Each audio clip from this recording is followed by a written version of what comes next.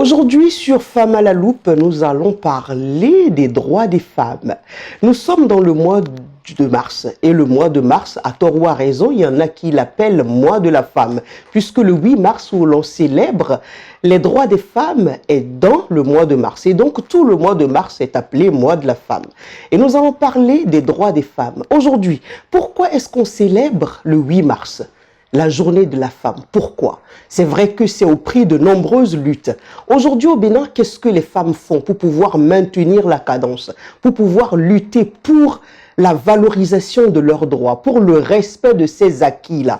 Nous allons en parler. Et pour en parler, je reçois sur ce plateau Dorcas Carmel Koudia Togbenon. Elle est journaliste, elle est activiste, c'est une femme battante. Merci de suivre Femmes à la loupe.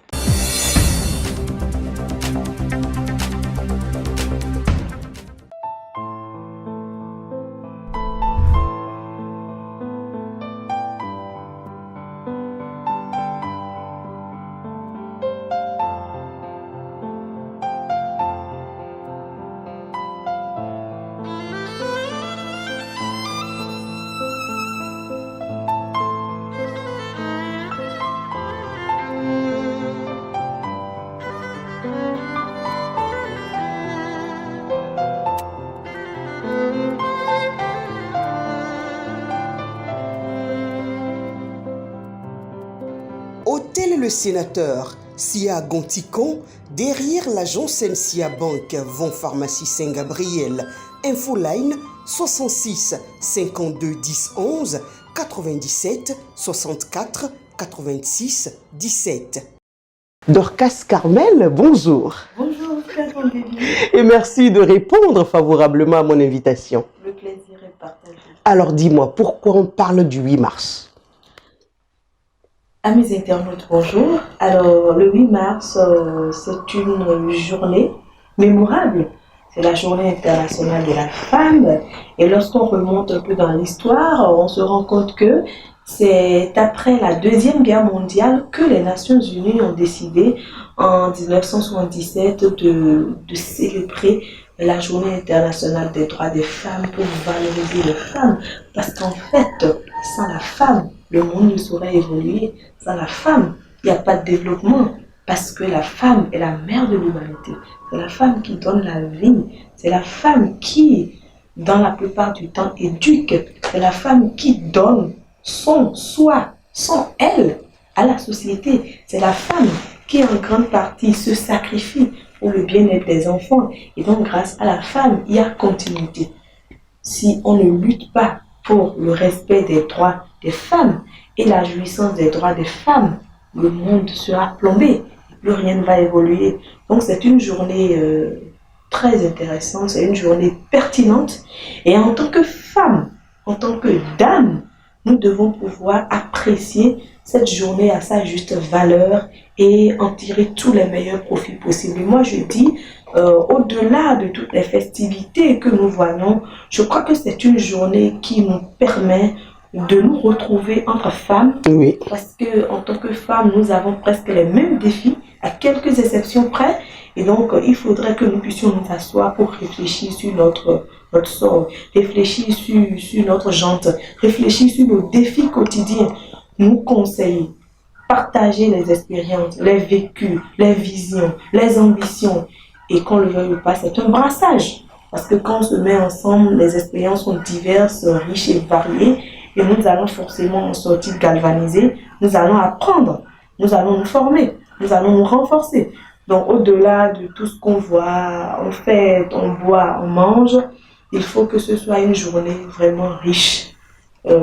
Intellectuellement pour nous permettre de nous développer personnellement et de jouir de nos droits. D'accord. Vous avez dit plus tôt que la femme est le socle du développement, la femme est l'homme aussi. Sans l'homme, il n'y aurait pas une société harmonisée. J'en conviens. Alors, quand on parle de la journée de la femme, l'on se demande pourquoi forcément une journée dédiée à la femme.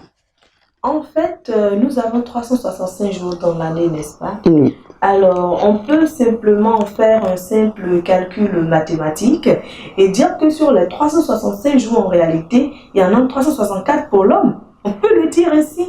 Et puisque en fait la femme n'a pas de temps pour elle-même, la femme dans son triple rôle de femme travailleuse, d'épouse et de mère, elle se relègue au dernier rang. Elle n'a pas du tout de temps pour elle-même. Je défie cette femme-là qui peut dire qu'elle se met en priorité. C'est pas possible. Le travail, la famille, les enfants, l'éducation et tout ça, ça prend du temps. Et donc, il est important de faire une pause. Et les Nations Unies ont compris qu'il faut que les femmes se retrouvent pour penser à leur avenir ensemble. Et c'est tout à fait normal. Je ne dis pas que les hommes ne contribuent pas, ils contribuent énormément. Et les hommes, c'est l'occasion pour moi, en ce mois de mars, de tirer un chapeau assez respectueux et très considérable à l'endroit de tous les hommes responsables qui donnent le meilleur d'eux-mêmes pour le développement de la société et qui donnent le meilleur d'eux-mêmes pour le bien-être de leur famille. Parce que être homme, ce n'est pas facile. Les charges les plus lourdes dans la plupart du temps pèsent sur l'homme. Et la femme, quant à elle, y met son temps, son énergie, son amour et son corps pour développer la famille. Donc, chaque maillon de la chaîne joue son rôle. Et il faut dire que lorsque vous déposez de l'argent, par exemple, la nourriture ne vient pas sur la table à manger. Vous qu'attendez bien, on est d'accord? Oui. Alors, il faut que la femme aille au marché, il faut qu'elle aille au moulin, il faut qu'elle aille à la cuisine, il faut qu'elle fasse ceci, qu'elle fasse cela avant que le repas ne soit prêt. Évidemment. Donc, on ne va pas prendre de l'argent déposé sur un lit, retrouver un repas préparé. Non, c'est toute une procédure et c'est des courses, c'est des provisions. Donc, chacun apporte sa contribution, n'est-ce pas, au développement de la société qui se base sur le cercle familial et qui s'étend donc aux autres aspects de la société. D'accord. Et en 1977, vous l'avez dit, les Nations Unies ont dit, bon, ben voilà, il faut célébrer, il faut choisir un jour pour célébrer le droit ou les droits des femmes. Et les femmes ici au Bénin en font quoi pour pouvoir consolider les acquis au prix de nombreuses luttes que les autres femmes des autres pays ont eu à mener pour pouvoir avoir aujourd'hui cette liberté que nous avons aujourd'hui. Les femmes du Bénin en font quoi? Quand vous regardez un peu l'horizon, est-ce que vous voyez que nous contribuons efficacement à consolider les acquis? Oui, il faut dire que les femmes travaillent beaucoup. Oui. Et il faut les encourager. La femme a beaucoup de contraintes. Et lorsque la femme ne s'organise pas suffisamment pour équilibrer sa vie sur les différents plans que vous savez, donc personnel, familial, professionnel et tout, ça bascule d'un côté au détriment d'un autre. Du coup, je peux simplement vous dire que il y a beaucoup d'associations de femmes au Bénin qui font énormément dans le domaine du droit des femmes. Il y a beaucoup d'associations professionnelles aussi. Vous prenez l'association des femmes juristes du Bénin, elles font un travail formidable. L'association des femmes avocates, il y a tellement d'associations et d'ONG. Il y a beaucoup d'organisations qui ont pour leitmotiv la jouissance des droits des femmes. Il y a beaucoup de partenaires au développement qui financent les projets et les activités dans ce sens. Je prends par exemple l'ambassade des Pays-Bas. Je prends la coopération allemande. Il y a beaucoup de partenaires techniques et financiers qui font beaucoup dans ce domaine. En fait, le travail fondamental revient à nous les femmes. Il faudrait qu'on puisse individuellement se fixer des objectifs. Et lorsqu'on se fixe des objectifs, on se bat pour ça. Je vais peut-être vous étonner, il y a des femmes, la question des droits des femmes ne les intéresse pas du tout. Et pourquoi? Mais ça dépend, c'est une question de vision en fait. C'est une question de vision, c'est une question d'objectif et c'est une question également d'éducation. Lorsque vous avez grandi dans un milieu où la femme n'est pas considérée, la femme n'est pas valorisée, la femme n'est pas respectée, la femme va toujours faire profil bas, profil exagérément très bas. Elle va s'humilier à la limite et elle va toujours se cacher. Du coup, elle ne s'affirme pas dans la société. Et Elle droit ne se des donne femmes, pas ça une ne la place de concerne pas. choix. Elle ne se donne pas une place de choix dans la société. Elle ne s'intéresse pas aux questions liées au genre, aux droits des femmes, au leadership féminin, à la solidarité féminine. Donc, c'est une question d'abord de vision. Et lorsque vous avez votre vision, vous vous unissez aux femmes qui ont la même vision que vous et vous travaillez à atteindre les objectifs. Combien de femmes ont lu la Charte des droits de l'homme? Combien de femmes ont lu le Code des personnes de la famille? Combien de femmes se documentent chaque jour pour connaître leurs droits? Si vous ne connaissez pas vos droits, Vous ne pouvez pas les réclamer. Vous ne pouvez pas les réclamer. Du coup, vous serez toujours vassalisé. Et c'est ce à quoi nous assistons. Tu ne connais pas tes droits, tu es dans une entreprise. Au moins, il y a le code du travail là, tu ne connais pas tes droits. Mais le patron fera de toi ce qu'il veut. Je me rappelle, il y a de cela 12 ou 13 ans. J'animais une émission à l'ERTV à l'époque, Atlantique FM, et nous parlions du harcèlement sexuel. Et lorsque nous étions arrivés à ce niveau, mais il y avait un avocat sur le plateau. Sur le plateau, l'avocat a dit, écoutez madame, lorsque vous avez votre contrat qui vient à terme en tant que femme, et vous-même vous allez dans le bureau du patron vous proposer, mais le patron ne va répondre qu'à un appel parce qu'en réalité il est un homme. S'il ne répond pas, ça veut dire que son affaire ne marche pas. Non, c'est ce que l'avocat a dit. En fait, c'était pour expliquer qu'il y a certaines femmes qui ne sont pas sûres d'elles-mêmes, qui ne croient pas en elles.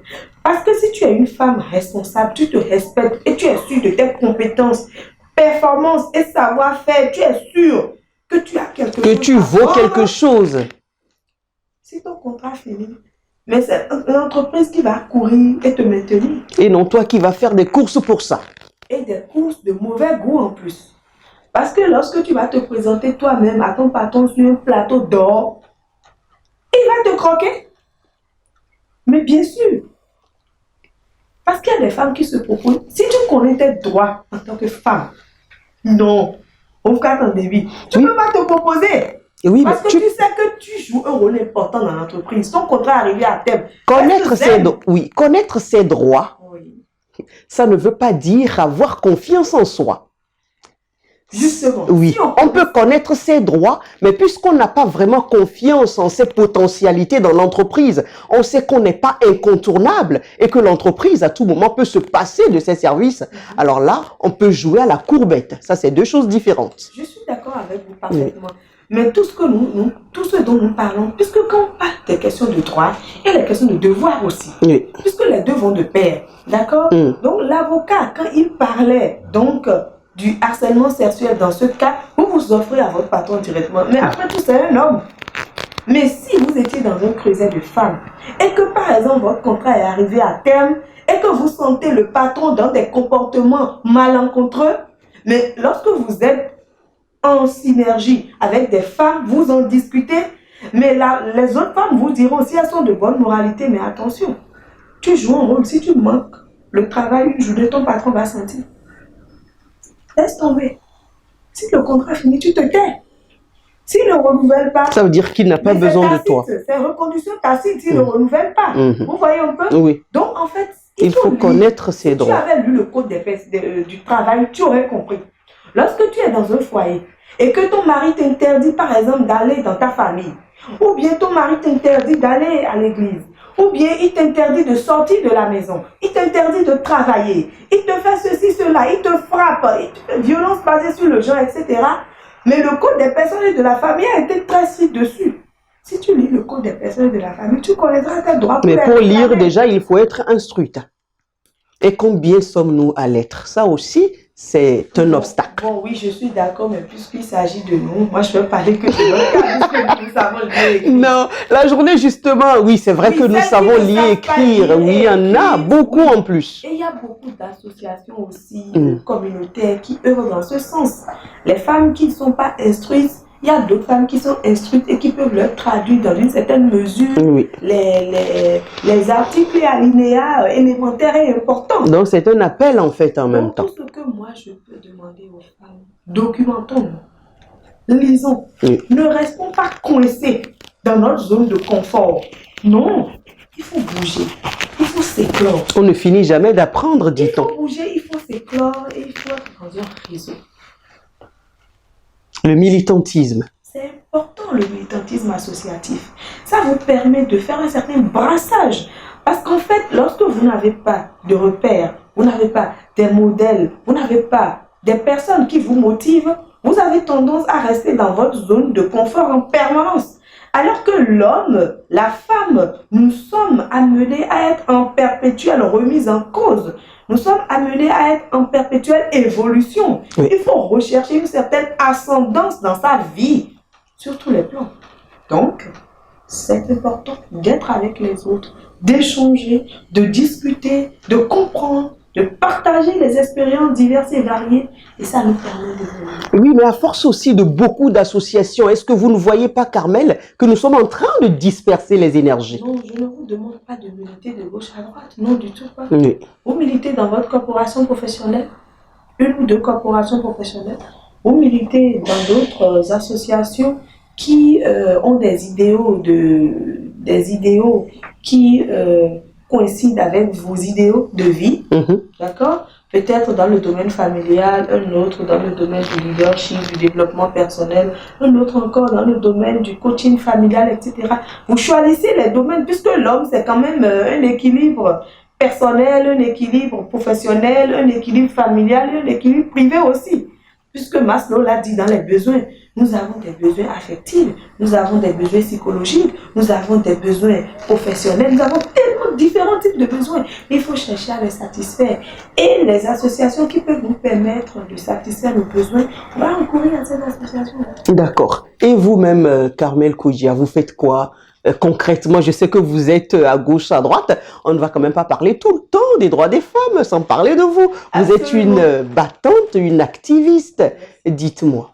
Alors, Dr Carmel Koudia, je suis d'abord journaliste de l'audiovisuel, présentatrice radio, télé, live. Ça fait quand même environ 15 ans aujourd'hui que je suis passionnée donc de l'audiovisuel, du journalisme, et je suis très fière d'être aujourd'hui celle que je suis.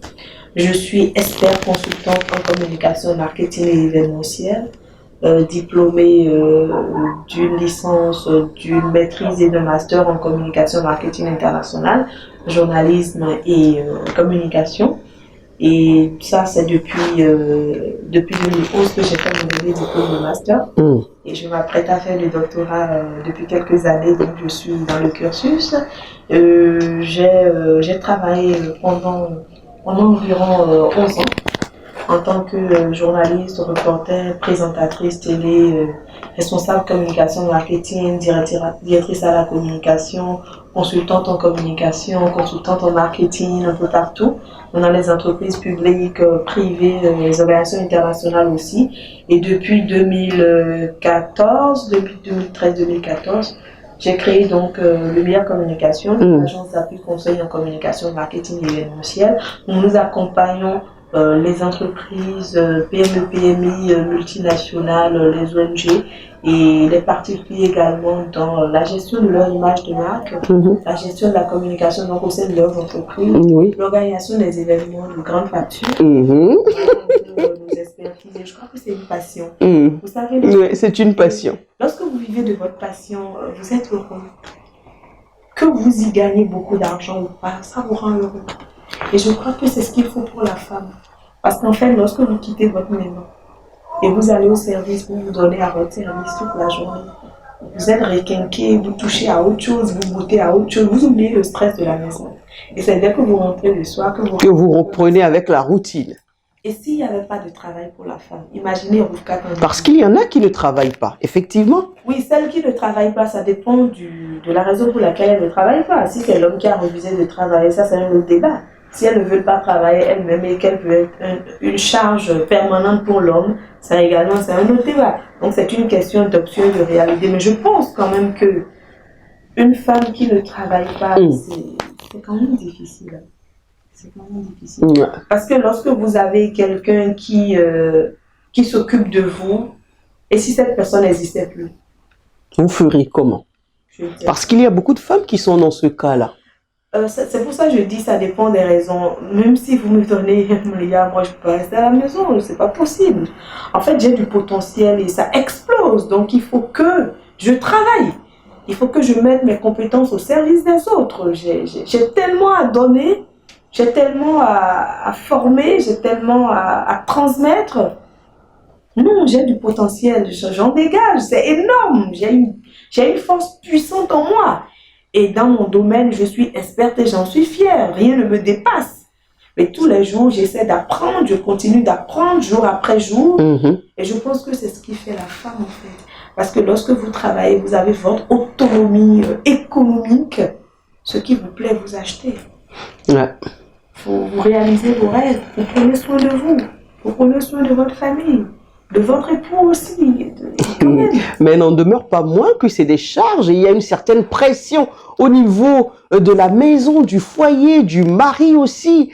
Je vous avoue, et vous le savez mieux que moi, parce que vous avez souvent les matins à envoyer de ces messages pour booster les femmes de motivation et tout ça. C'est parce que vous connaissez la réalité dans ce domaine-là.